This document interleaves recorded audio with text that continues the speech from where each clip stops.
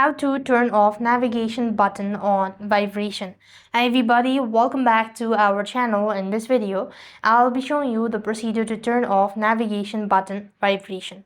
So here, what you need to do is, in order to turn off navigation button vibration, you need to follow this simple steps. So first thing first, you have to open the settings app on your device. And when you open up the settings, you have to go to sound and vibration section.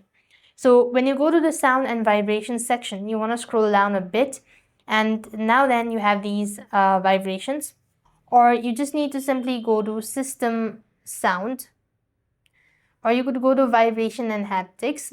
When you go to this section, you could simply toggle the button for it, and when you toggle the button, then you've successfully turned off navigation button vibration as well along with that.